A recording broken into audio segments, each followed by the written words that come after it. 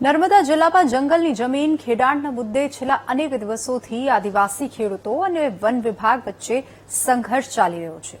સરકાર આદિવાસી દિવસની ઉજવણી કરીને મોટી મોટી વાતો અને દાવા કરે છે, આદિવાસીના હકની વાતો કરે છે। બીજી તરફ હોપીમાં આદિવાસીઓ પોતાના હક માટે લડી રહ્યા છે, જેમાં હવે સાંસદ અને ધારાસભ્ય પણ મેદાનમાં આવ્યા છે। શું છે આ મુદ્દો, આવો જોઈએ।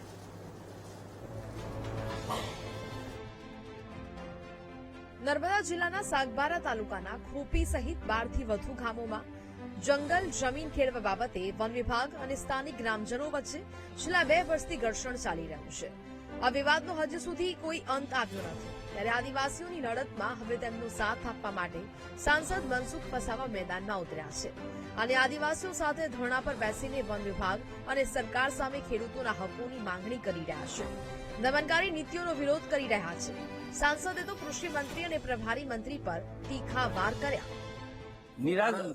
નિરાકરણ નથી આવતો એટલે તો અર્જુનભાઈ અને પ્રવીણ માળીને તમે પૂછજો। તમે પ્રવીણ માળી આપણા નર્મદા જિલ્લાના પ્રભારી મંત્રી પણ છે, એમની પણ ફરજ છે ભાઈ, જિલ્લાના તમે પ્રભારી મંત્રી છો અને સાગબારા તાલુકો નર્મદા જિલ્લામાં આવે છે, એના પ્રભારી મંત્રી છો, કમસે કમ પ્રભારી મંત્રી થોડી ચિંતા તો કરો।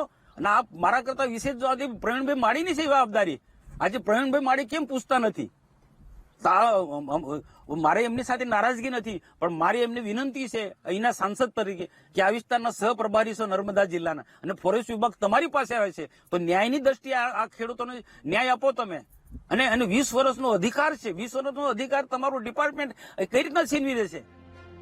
એક તરફ વર્ષોથી અહીં આદિવાસી ખેડાણ કરી પોતાના પરિવારનું ગુજરાન ચલાવતા હતા, ત્યાં સુધી કોઈને વાંધો ન હતો, તો છેલ્લા 2 વર્ષમાં વન વિભાગના પેટમાં ક્યાંથી દુખાવો આવ્યો?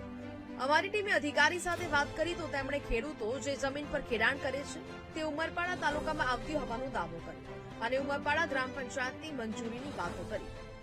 उस साइड के जो लोग हैं सागबारा के लोग, तो उधर ऑलरेडी उनके जो ग्राम सभा है उनके पास ठहराव है, लेकिन ऐसा कोई ठहराव नहीं है जिसके अंदर ये मेंशन किया गया है कि उमरपाड़ा के जो ग्राम सभा है वो सागबारा जिले के लोगों को अनुमति दे, ऐसा कोई ठहराव नहीं है। तो जब तक वैसा कोई ठहराव नहीं आता तब तक हम किसी को भी आज्ञा नहीं दे सकते, परमिशन नहीं दे सकते इधर खेती करने की। में मामला बेसिकली दोनों साइड के ग्राम सभा का है।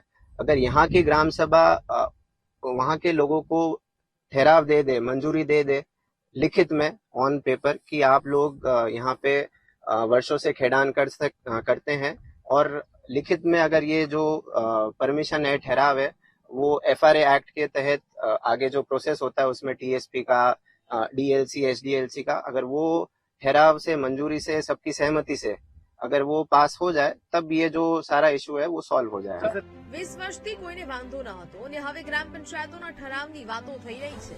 લાગે છે ક્યાંક ને ક્યાંક કોઈના ઇશારે આદિવાસીઓને પરેશાન કરવામાં આવતા હોય। હવે જોવાનું એ રહેશે કે સરકાર આ મુદ્દાને કેટલો લાંબો ખેંચે છે અથવા તો વહેલી તકે કોઈ સમાધાન શોધી આદિવાસીઓ સાથે ન્યાય કરે છે। નર્મદાથી સંવાદદાતા પ્રવીણ પટવારી સાથે સુરતથી નિર્મલ પટેલનું રિપોર્ટ, PTV ન્યૂઝ।